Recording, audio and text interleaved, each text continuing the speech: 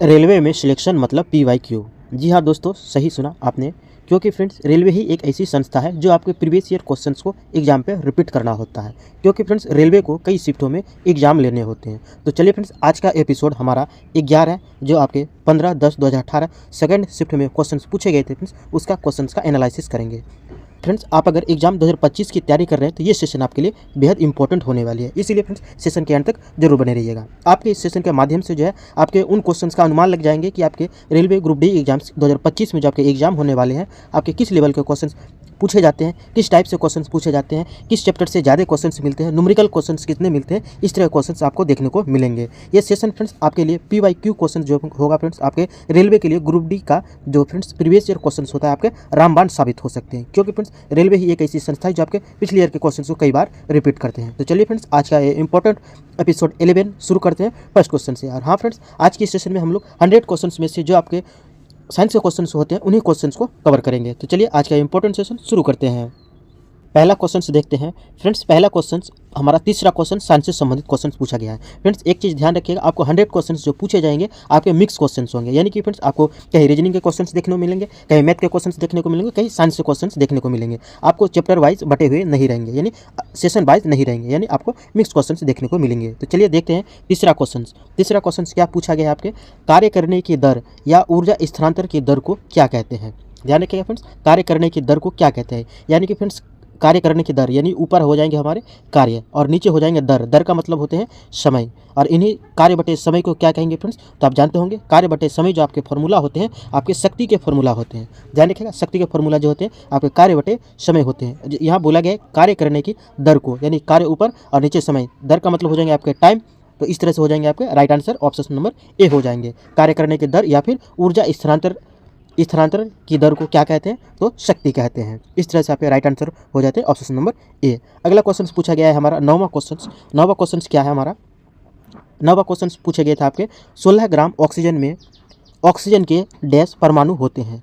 16 gram oxygen में oxygen के कितने परमाणु होते हैं। इसके राइट आंसर कीजिएगा friends option number C, 6.022 into 10⁻23 जो होते हैं ऑक्सीजन के आपके ऑक्सीजन के परमाणु होते हैं। यहाँ देखिएगा फ्रेंड्स आपके ऑक्सीजन के एक परमाणु का द्रव्यमान कितना होता है, तो 16 ग्राम है। और यही 16 ग्राम जो होते हैं फ्रेंड्स आपके 1 मोल के बराबर होते हैं। मैं पहले भी बता चुका हूँ कि आपके जो होते हैं एक तत्व का जो परमाणु का द्रव्यमान होगा वो आपके 1 मोल के बराबर होगा। और वही 1 मोल किसके बराबर होते हैं, तो 6.022 इंटू 10⁻23 के बराबर होता है। इस तरह से राइट आंसर हो जाएंगे आपके ऑप्शन नंबर सी हो जाएंगे। आपके यही सवाल फ्रेंड्स आपको अगर बोले कि हाइड्रोजन के या फिर कैल्शियम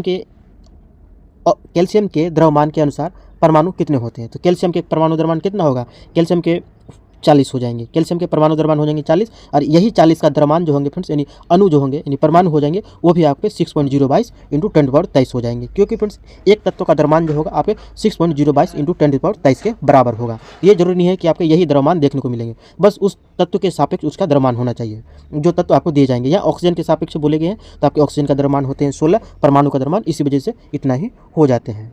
अगला क्वेश्चन पूछा गया हमारा 15वां क्वेश्चन।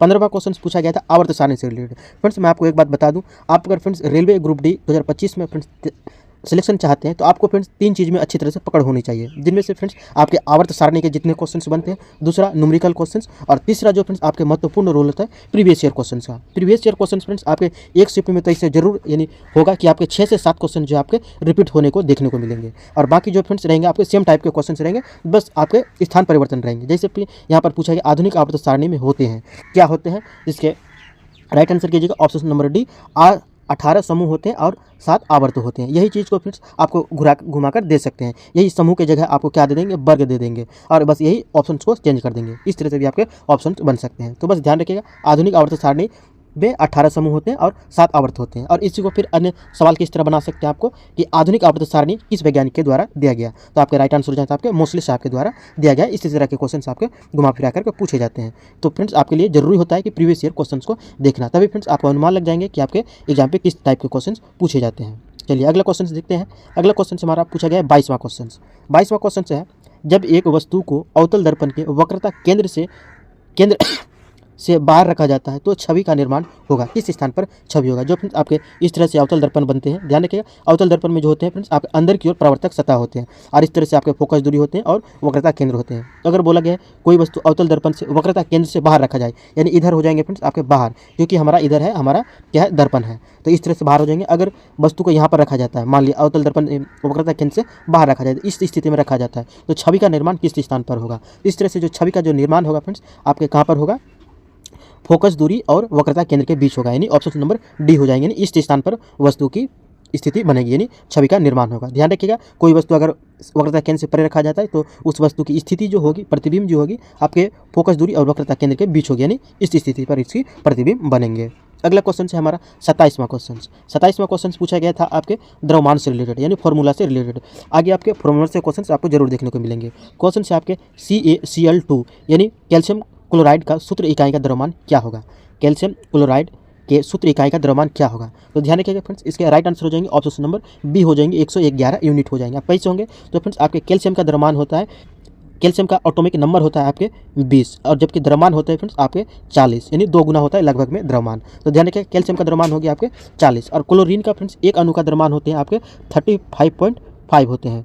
क्लोरीन के जो एटॉमिक नंबर होते हैं वो 17 होते हैं, जबकि द्रव्यमान जो होते हैं फ्रेंड्स आपके 35.5 यानी 35.5 होते हैं। लेकिन यहाँ हमें 2 क्लोरीन दिया गया है, तो इस तरह से हमारा 2 गुना हो जाएंगे, तो कितना हो जाएंगे? 35 2 गुना 70 और आधा आधा यानी कि 71 हो जाएंगे। इस तरह से अगर ऐड करेंगे फ्रेंड्स तो हमें कितने की प्राप्ति हो जाएगी? 111 की प्राप्ति हो जाएगी। 111 यूनिट हो जाएंगे हमारे कैल्शियम क्लोराइड का द्रव्यमान हो जाएंगे। बस ध्यान रखना है आपको फ्रेंड्स, आपके क्लोरीन का द्रव्यमान होते हैं 35.5 और कैल्शियम का द्रव्यमान होते हैं 40। अगला क्वेश्चन है हमारा 30वां क्वेश्चन। 30वां क्वेश्चन क्या है हमारा? 30वां क्वेश्चन पूछा गया था बायोलॉजी से संबंधित, उभयचर के बारे में सही कथन आपको चुनना है। तो उभयचर के संदर्भ में फ्रेंड्स ये चीज़ ध्यान रखिएगा, उभयचर जिसे फ्रेंड्स एम्फीबिया वर्ग कहते हैं, जो स्थल और जल में भी रह सकते हैं। तो ध्यान रखिएगा, जो उभयचर होते हैं, जैसे कि फ्रेंड्स उभयचर में मुख्य रूप से आते हैं मेढक, हालांकि इनके अलावा भी और भी कई जीव जंतु होते हैं, लेकिन मेढक से आप ध्यान रखिएगा फ्रेंड्स, मेढक में जो होते हैं फ्रेंड्स आपके पंख नहीं होते हैं। पंख नहीं होते हैं तो क्या होगा? ग्रंथि जरूर होगा। तो इस तरह से ध्यान रखिएगा, बिना पंखों के ग्रंथि वाली त्वचा होती है, यही आपके राइट आंसर हो जाएंगे। उभयचर वर्ग में जो होते हैं आपके बिना पंखों के ग्रंथि वाली त्वचा होते हैं। अगला क्वेश्चन है हमारा 34वां क्वेश्चन। 34वां क्वेश्चन क्या है हमारा? Numerical questions. एक चीज़ ध्यान रखिएगा फ्रेंड्स, आपके ग्रुप डी के एग्जाम पे जो है 4 से 5 क्वेश्चंस ऐसे होंगे जो आपके न्यूमेरिकल क्वेश्चंस पूछे जाएंगे। तो ध्यान रखिएगा, आपको न्यूमेरिकल क्वेश्चंस भी आना जरूरी है, जो जिनमें से आपके 34 नंबर पूछे गए हैं। एक बस विराम अवस्था से चलना शुरू करती है और नियत त्वरण के साथ पहाड़ी से उतरती है। 10 सेकंड में 200 मीटर की दूरी तय करते हैं, तो इसका त्वरण क्या होगा? अब त्वरण किस तरह से ज्ञात किया जाता है फ्रेंड्स? तो इसको लिए आप एक चीज़ ध्यान रखिएगा, जब भी आपको त्वरण ज्ञात करने के लिए दे तो आपको अगर दूरी दिया हुआ रहे तो फ्रेंड्स आपको एक फॉर्मूला यूज करना है, जिनमें से फ्रेंड्स आपके एस बराबर एक फॉर्मूला होते हैं, एस बराबर UT plus half AT square. ये फॉर्मूला आपको बनाना है, इस फॉर्मूला के माध्यम से बनाना है। तो ध्यान रखिएगा, आपके UT यानी कि प्रारंभिक वेग और समय को मल्टीपल करना है, हाफ करना है, और त्वरण और टी के स्क्वायर को करना है। तो इस तरह से मान रख देते हैं फ्रेंड्स। एस बराबर आपको कितना दे रखा है? आपको दूरी 200 मीटर है, 200 मीटर, और UT यानी कि फ्रेंड्स आपके प्रारंभिक वेग, यहाँ देखिए विराम अवस्था से चलना शुरू करता है, तो यानी उसका प्रारंभिक वेग जो होगा शुरू से स्टार्ट किया होगा, तो यानी प्रारंभिक वेग क्या हो जाएगा हमारा 0, और 0 को जो फ्रेंड्स हम टाइम से मल्टीपल करेंगे, टाइम है 10 सेकंड, तो हमारा कितना प्राप्ति हो जाएगा? 0 ही प्राप्ति होगा। तो ध्यान रखिएगा, इसको 0 ही आएंगे। उसके बाद हाफ हो जाएंगे, और त्वरण हमें क्या करना है? ज्ञात करना है, तो त्वरण ही रखते हैं। जबकि टाइम बोला है, टाइम का स्क्वायर, तो टाइम हमारा कितना है? 10 सेकंड है, तो 10 का स्क्वायर करेंगे तो हमें 100 की प्राप्ति होगी। अब जब इसी को फ्रेंड्स हल करेंगे, इनका हमारा कितना हो जाएगा? 200 बराबर, ये हमारा 0 प्राप्त होगा, इसको इससे डिवाइड करेंगे तो 500 की प्राप्ति होगी, सॉरी फ्रेंड्स 50 की प्राप्ति होगी। अब ये हो जाएंगे हमारे 50। अब जब इन्हीं को जब डिवाइड करेंगे तो हमें कितना आ जाएंगे? 4 आ जाएंगे। तो ए बराबर हमारे निकल के आ जाएंगे, त्वरण बराबर निकल के आ जाएंगे फ्रेंड्स हमारे 4 मीटर प्रति सेकंड स्क्वायर। तो इस तरह से हमारे राइट आंसर जो होंगे ऑप्शन नंबर ए हो जाएंगे, 4 मीटर प्रति सेकंड स्क्वायर। ध्यान रखना है आपको, जब भी इस तरह के क्वेश्चंस में आपको दूरी दिया रहे और समय दिया रहे तो आपको त्वरण ज्ञात करने के लिए इस फॉर्मूला का यूज करना है। इस तरह से आपके राइट आंसर निकल के आ जाएंगे, त्वरण जो आप प्राप्ति करना चाहते हैं। बस यहाँ पे ध्यान रखने की योग्य बातें हैं कि आपके कोई बस जो है विराम अवस्था चलना प्रारंभ करता है तो उसका प्रारंभिक वेग जो होगा आपके 0 होगा। बस इसी के माध्यम से आपके निकल कर आ जाएंगे। चलिए अगला क्वेश्चन देखते हैं। अगला क्वेश्चन पूछा गया था आपको 35वां क्वेश्चन, न्यूमेरिकल क्वेश्चन, लगातार क्वेश्चन पूछे गए हैं।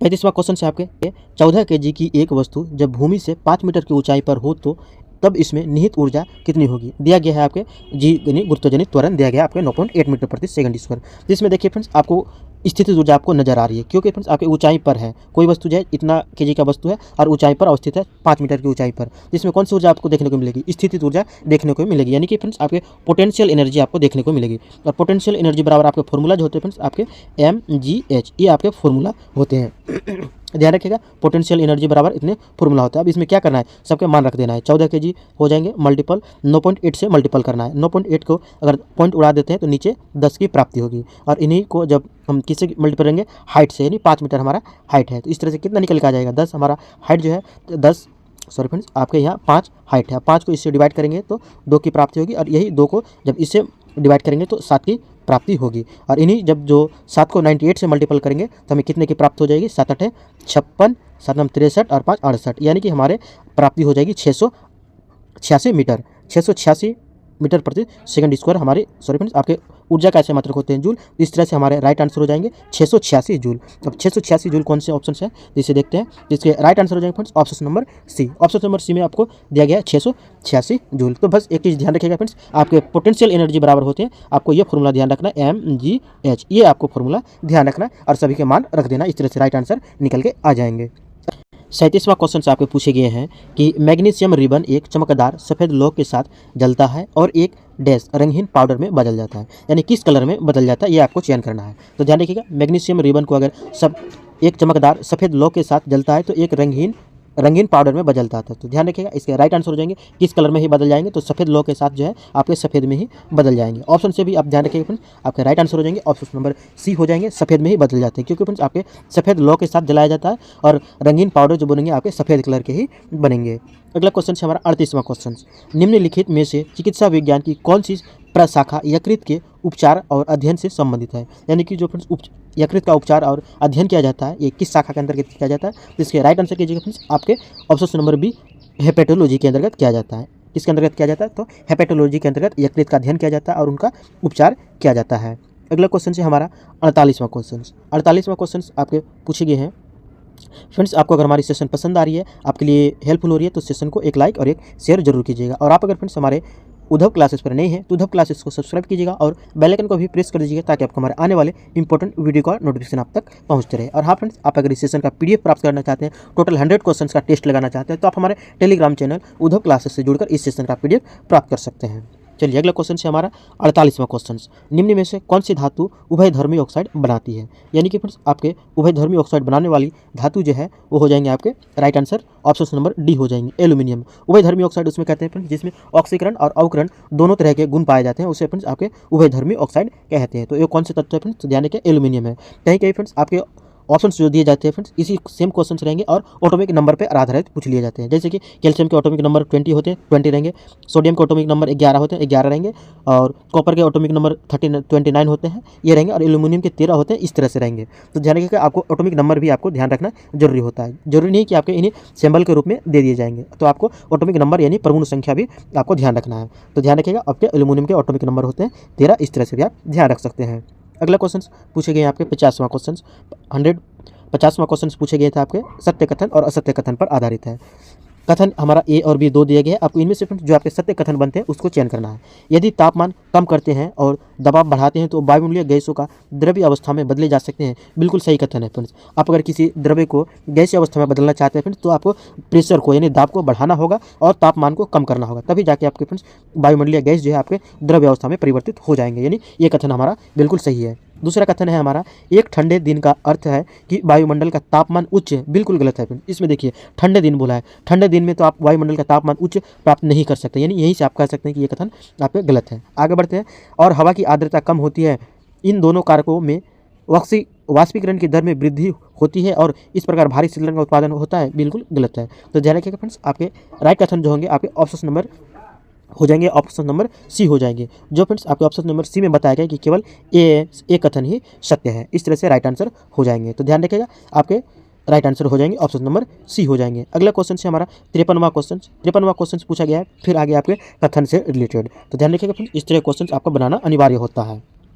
53वां क्वेश्चन से आपके विभिन्न माध्यमों में 25 डिग्री सेल्सियस पर ध्वनि की गति के संदर्भ में निम्न में से कौन से विधान सत्य है। ऑप्शन से आपके कथन ए है, एल्यूमिनियम में ध्वनि की गति 620 मीटर प्रति सेकेंड। कथन बी है, निकेल में ध्वनि की गति 60-40 मीटर प्रति सेकंड। तो इनमें से फ्रेंड्स जो आपका राइट कथन है केवल 20 सत्य है, क्योंकि फ्रेंड्स निकेल में ध्वनि की गति जो है आपके 640 मीटर प्रति सेकंड आपके 25 डिग्री सेल्सियस के संदर्भ में सही है, जबकि फ्रेंड्स आपके ये कथन गलत है, क्योंकि फ्रेंड्स आपके एल्यूमिनियम में ध्वनि की गति जो होता है आपके ये 6420 मीटर प्रति सेकंड होते हैं। तो ध्यान रखिएगा आपके 6400 मीटर प्रति सेकंड जो होते हैं आपके ये कथन सही हो जाएंगे। ध्यान रखिएगा एल्यूमिनियम में जो आपके 25 डिग्री सेल्सियस पर ध्वनि की गति होती है 6420 मीटर प्रति सेकंड होते हैं, ना कि 6220 मीटर प्रति सेकंड होते हैं। तो इस तरह से आपके राइट आंसर हो जाएंगे ऑप्शन नंबर सी हो जाएंगे, केवल बी कथन सत्य है। तो ध्यान रखिएगा फ्रेंड्स इनमें से दो कथन आपके विभिन्न माध्यमों में 25 डिग्री सेल्सियस के संदर्भ में जो है एल्यूमिनियम में ध्वनि की गति 6420 मीटर प्रति सेकंड होते हैं और निकेल में ध्वनि की गति आपके 60-40 मीटर प्रति सेकंड होते हैं। अगला क्वेश्चन है हमारा 57वां क्वेश्चन। 57वां क्वेश्चन पूछे गए यहाँ पे। 57वां क्वेश्चन क्या है, का गलनांक निम्न होता है। ऐसे कौन से तत्व है फ्रेंड्स जिसका गलनांक जो होते हैं फ्रेंड्स आपके निम्न होता है। देख सकते हैं फ्रेंड्स आपके एग्जाम पे जो क्वेश्चंस पूछे जाते हैं टोटली शब्द को नहीं लिखे जाते हैं, बल्कि आपके सिंबल के रूप में क्वेश्चन दिए जा सकते हैं। यानी कि फ्रेंड्स आप कह सकते हैं कि आवर्त सारणी में जो आपके 118 तत्व है फ्रेंड्स आपके सभी के तो नहीं, कम से कम फ्रेंड्स आपके 50 ऐसे तत्व है जिनके फ्रेंड्स आपके संकेत आपको जानना अनिवार्य होता है। जो फ्रेंड्स यहाँ आप देख सकते हैं आपको यहाँ जो होते हैं आपके के से पोटेशियम होते हैं, पोटेशियम नहीं लिखा गया है। सोडियम होते हैं, सोडियम को नहीं लिखा गया है। बेरिलियम होते हैं, इसको नहीं लिखा गया है, बल्कि आपके संकेत के रूप में दे दिए गए हैं। इस तरह से फ्रेंड्स आपको ध्यान रखना है कि आपको संकेत भी आपके लिए जानना जरूरी होता है। जो फ्रेंड्स अब तक हमने 2 से 3 क्वेश्चन ऐसे देख चुके हैं फ्रेंड्स जिनके आपके ऑप्शंस में संकेत रखते हैं, तो ध्यान रखिएगा संकेत भी आप कोशिश कीजिए ध्यान रखिएगा। तो 57वां क्वेश्चन का राइट आंसर कीजिएगा फ्रेंड्स ऑप्शन नंबर बी हो जाएंगे गैलियम। गैलियम का जो है फ्रेंड्स आपके गलनांक बहुत ही निम्न होता है। जो फ्रेंड्स आपके गैलियम तत्व जो है फ्रेंड्स आपके द्रव अवस्था में पाए जाते हैं। ध्यान रखिएगा गैलियम जो है आपके द्रव अवस्था में पाए जाते हैं जिनका गलनांक भी बहुत निम्न होता है। तो ध्यान रखिएगा गैलियम का जो फ्रेंड्स आपके गलनांक होते हैं तो करीब 30 के करीब इसके गलनांक होते हैं। अगला क्वेश्चन पूछा गया है हमारा, अगला क्वेश्चन हो जाएंगे आपके 62वां क्वेश्चन। 62वां क्वेश्चन पूछे गए हैं आपके मादा रोगाणु कोशिकाओं में अंडे निर्मित होते हैं। किसमें अंडे निर्मित होते हैं। ध्यान रखिएगा फ्रेंड्स आपके बायोलॉजी से संबंधित क्वेश्चन है। मादा रोगाणु कोशिकाओं या अंडे निर्मित किसमें होते हैं। तो इसके राइट आंसर कीजिएगा फ्रेंड्स आपके ऑप्शन नंबर सी हो जाएंगे अंडाशय में होते हैं, यानी ओवेरी में इसका निर्माण होता है। मादा रोगाणुओं में कोशिकाएं या फिर अंडे किस में निर्मित होते हैं तो आपके ओवरी में, जिसे अंडाशय कहते हैं। अंडाशय में ही अंडे का निर्माण होता है। इस तरह से राइट आंसर हो जाएंगे ऑप्शन नंबर सी हो जाएंगे। अगला क्वेश्चन है हमारा 66वां क्वेश्चन। 66वां क्वेश्चन क्या पूछा गया है, 1 जूल किसके बराबर है। 1 जूल जो है फ्रेंड्स आपके किसके बराबर है। तो ध्यान रखिएगा 1 जूल किसके बराबर होते हैं। तो इसके राइट आंसर कीजिए friends option number A newton meter के बराबर होते हैं। न्यूटन मीटर के बराबर कैसे होते हैं फ्रेंड्स, तो ये जो जूल होते हैं फ्रेंड्स किसका मात्रक है, तो कार्य का मात्रक है। किसका मात्रक है, आपके कार्य का मात्रक है जूल। कार्य के बराबर रख दिया जूल। अब जो फ्रेंड्स आपके कार्य बराबर फॉर्मूला क्या होते हैं, बल इंटू विस्थापन। बल इंटू विस्थापन यानी डिस्प्लेसमेंट विस्थापन। और बल को क्या रख सकते हैं फ्रेंड्स, आपके न्यूटन रख सकते हैं। और विस्थापन के लिए मात्रक क्या होता है, तो विस्थापन के मात्रक होते हैं आपके मीटर होते हैं। तो यहीं से आपके निकल के आ गया, देखिए जूल किसके बराबर हो गया, आपके न्यूटन और मीटर के बराबर हो गया। इस तरह से ध्यान रखिए। अब तो स्वाभाविक है कोई भी तत्व अकेले स्वतंत्र नहीं रहता, इसमें एक शामिल होता है। तो बस इसमें आपको फंसाने के लिए सिर्फ थोड़ा आपके ध्यान भटकाने के लिए आपके एक शामिल किया गया है। तो ध्यान रखिएगा न्यूटन मीटर जो होंगे आपके 1 जूल के बराबर हो जाएंगे। आपके ये जो प्राप्ति की गई फ्रेंड्स आपके यही मात्रक में से पूछी गई है। अब यही चीज़ पूछ सकता है कि कार्य बराबर फॉर्मूला क्या होते हैं, तो बल और विस्थापन के बराबर होते हैं, लेकिन आपको फ्रेंड्स सिंबल के रूप में पूछा गया है। तो ध्यान रखिए फ्रेंड्स आपके इस तरह भी क्वेश्चन आपके एग्जाम पे पूछे जाते हैं। अगला क्वेश्चन है आपका 67वां क्वेश्चन। 67वां क्वेश्चन पूछे गए हैं आपके ब्लैक एंड व्हाइट फोटोग्राफी में उपयोग किए जाने वाले 2 रसायन कौन कौन से हैं। तो इसके राइट आंसर कीजिएगा फ्रेंड्स ऑप्शन नंबर बी हो जाएंगे सिल्वर क्लोराइड और सिल्वर ब्रोमाइड। 2 ऐसे तत्व है फ्रेंड्स रसायन है जिनके फ्रेंड्स आपके फोटोग्राफी में ब्लैक एंड व्हाइट फोटोग्राफी में रसायन के रूप में प्रयोग किया जाता है। तो ध्यान रखिएगा सिल्वर क्लोराइड और सिल्वर ब्रोमाइड का उपयोग जो है ब्लैक एंड व्हाइट फोटोग्राफी में रसायन के रूप में उपयोग किया जाता है। अगला क्वेश्चन है हमारा 67वां क्वेश्चन के बाद 70वां क्वेश्चन।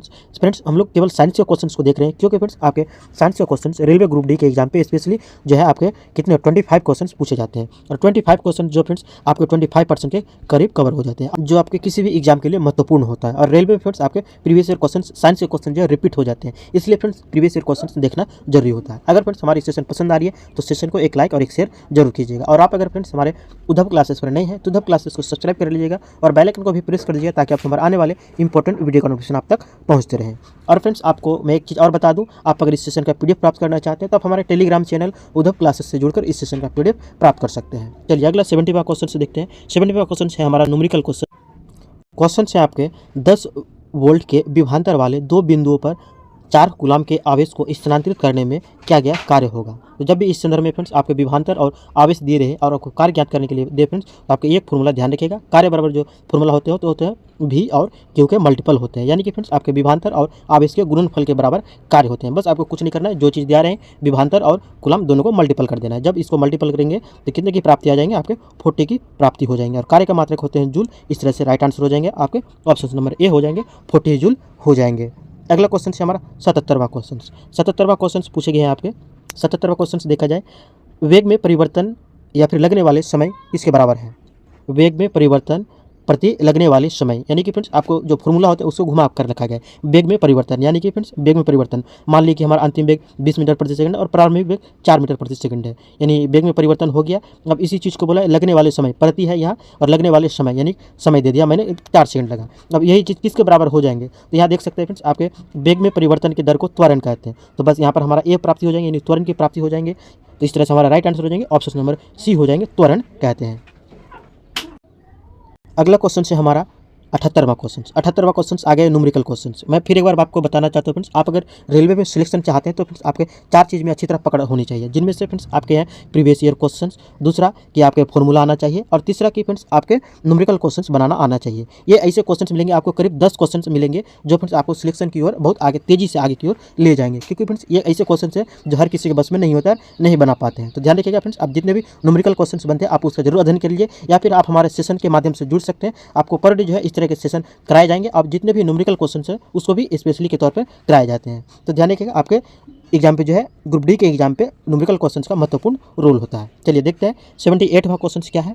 एक वस्तु 4 सेकंड में 30 मीटर और फिर 6 सेकंड में 70 मीटर की यात्रा करती है, वस्तु की औसत गति क्या होगी। इस तरह के संदर्भ में फ्रेंड्स आपके औसत गति जो होंगे फ्रेंड्स, तो ध्यान रखिएगा औसत गति यानी एवरेज स्पीड जो होंगे फ्रेंड्स आपके कुल दूरी बटे कुल समय के बराबर होते हैं। कुल दूरी बटे कुल समय के बराबर होते हैं। तो कुल दूरी और कुल समय, बस कुछ नहीं करना, इसको आपको रख देना है। इस तरह से आपको कुल दूरी कितना है, तो 4 सेकंड में 30 मीटर की दूरी तय करता है। इधर हो जाएंगे हमारे 30 मीटर और इधर हो जाएंगे हमारे 70 मीटर। टोटल दूरी हो जाएंगे हमारे कुल दूरी 100 मीटर। और टाइम कितना है हमारा 4 सेकंड और 6 सेकंड, तो कुल टाइम हो गया फ्रेंड्स हमारे 10 सेकंड। इसको अगर डिवाइड करेंगे तो हमें कितनी प्राप्ति होगी, 10 प्राप्ति होगी। इस तरह से हमारा क्या हो जाएंगे 10 मीटर प्रति सेकंड, यानी कि राइट आंसर हो जाएंगे फ्रेंड्स आपके ऑप्शन नंबर सी हो जाएंगे। 10 मीटर प्रति सेकंड हमारे औसत गति की प्राप्ति हो जाएगी। तो ध्यान रखिएगा आपका औसत गति अगर पूछे तो आपके कुल दूरी बटे कुल समय का उपयोग करना है। अगला क्वेश्चन से हमारा 83वां क्वेश्चन। 83वां क्वेश्चन क्या है, डोबेनियर ने उत्प्रेरक के रूप में किस पर पहला अवलोकन किया था, यानी किस तत्व पर पहला अवलोकन किया था। डोबेनियर जो फ्रेंड्स आपके प्रसिद्ध वैज्ञानिक रह चुके हैं, जो उत्प्रेरक के रूप में किस तत्व का पहला अवलोकन किया था, जिसके राइट आंसर कीजिएगा फ्रेंड्स आपके ऑप्शन नंबर सी प्लेटिनम का प्रयोग किया था। अगला क्वेश्चन से हमारा 88वां क्वेश्चन। 88वां क्वेश्चन क्या है, 88वां क्वेश्चन से आपके कौन सा नियम एक चालक यानी कंडक्टर में संभावित अंतर वर्तमान प्रवाह के बीच संबंधों को बताता है। ऐसा कौन सा नियम है जो आपके चालक में संभावित अंतर वर्तमान प्रवाह के बीच संबंध को दर्शाता है। यानी कि यहाँ पर देख सकते हैं आपके प्रवाह की बात बोला, यानी किसकी बात बोला है, कंडक्टर यानी चालक के संदर्भ में। तो चालक में क्या प्रभावित होते हैं, तो धारा प्रभावित होंगे, यानी धारा बराबर आपको फॉर्मूला जानना होता है। और ये नियम किसके द्वारा दिया गया है, तो आपके ओम के नियम से प्राप्ति हो जाएंगे। तो ओम का नियम में आप ध्यान रख सकते हैं फ्रेंड्स, आपके भी बराबर जो आपके फॉर्मूला होते हैं IR, इस तरह के संदर्भ में। अब यानी को फ्रेंड्स आप आई इधर नीचे रख सकते हैं, V/I बराबर R। ये कौन से नियम हो जाएंगे, तो हमारे प्रतिरोध का नियम हो जाएंगे। नेक्स्ट क्वेश्चन से हमारा 99वां क्वेश्चन, यानी आज की सेशन के करीब पहुंच रहे हैं फ्रेंड्स। 99वां क्वेश्चन से हमारा विकल्पों में उल्लेखित तथ्य में निम्न में से कौन सा गुरुत्वाकर्षण के सार्वभौमिक नियम द्वारा समझाया नहीं गया है। ऐसे कौन से कथन है फ्रेंड्स जिसमें आपके गुरुत्वाकर्षण के सार्वभौमिक नियम द्वारा नहीं समझाया गया है। तो एक बार पढ़ते हैं फ्रेंड्स, वह बल जो हमें धरती से बांधे रखता है, बिल्कुल सही बात है, ये गुरुत्वाकर्षण के संदर्भ में बांधे रखता है गुरुत्वाकर्षण बल। ऑप्शन बी है ग्रहों के चारों ओर सूर्य की गति, ये भी कथन फ्रेंड्स आपके थोड़ा सा डाउट के संदर्भ में। अगला कथन पढ़ते हैं, पृथ्वी के चारों ओर चंद्रमा की गति, हाँ ये भी कथन सही है, जो पृथ्वी के चारों ओर घूमते हैं फ्रेंड्स आपके गुरुत्वाकर्षण बल के कारण ही घूमते हैं। अगला कथन है चंद्रमा और सूर्य के कारण ज्वार भाटा उत्पन्न होते हैं, ये भी कथन आपके सही है। यानी इस तरह से राइट आंसर हो जाएंगे ऑप्शन नंबर बी हो जाएंगे, ग्रहों के चारों ओर सूर्य की गति। ग्रहों के चारों ओर सूर्य नहीं गति करते हैं, बल्कि सूर्य के चारों ओर जो है आपके ग्रहों की गति होती है। इस संदर्भ में फ्रेंड्स आपके गलत कथन हो जाते हैं ऑप्शन नंबर बी। इस तरह से जो बताया गया आपके नहीं होते हैं, इस तरह से राइट आंसर हो जाएंगे आपके ऑप्शन नंबर बी हो जाएंगे। अगला क्वेश्चन से हमारा 100वां क्वेश्चन, 19वीं शताब्दी में डैश ने प्राकृतिक चयन द्वारा प्रजातियों के विकास का सिद्धांत दिया। ये बायोलॉजी से संबंधित क्वेश्चन है, यानी किस व्यक्ति के द्वारा जो है आपके प्राकृतिक प्राकृतिक चयन द्वारा प्रजातियों के विकास का सिद्धांत दिया गया है। इसके राइट आंसर कीजिएगा option number B, Charles Darwin. Charles Darwin व्यक्ति के द्वारा जो है आपके प्राकृतिक चयन प्रजातियों का विकास का सिद्धांत दिया गया। तो फ्रेंड्स हमारा ये 100 क्वेश्चंस यहीं से समाप्त हुआ। अगर फ्रेंड्स ये सेशन आपको पसंद आई है, आपके लिए हेल्पफुल हुई है, तो सेशन को एक लाइक और एक शेयर जरूर कीजिएगा। और आप अगर फ्रेंड्स हमारे उद्धव क्लासेस पर नए हैं तो उद्धव क्लासेस को सब्सक्राइब कीजिएगा और बेल आइकन को भी प्रेस कर दीजिएगा ताकि आपको हमारे आने वाले इंपॉर्टेंट वीडियो का नोटिफिकेशन आप तक पहुंचते रहे। अब फिर मिलते हैं इसी तरह के इंपॉर्टेंट एपिसोड 12 के साथ नेक्स्ट सेशन में। Thanks for watching.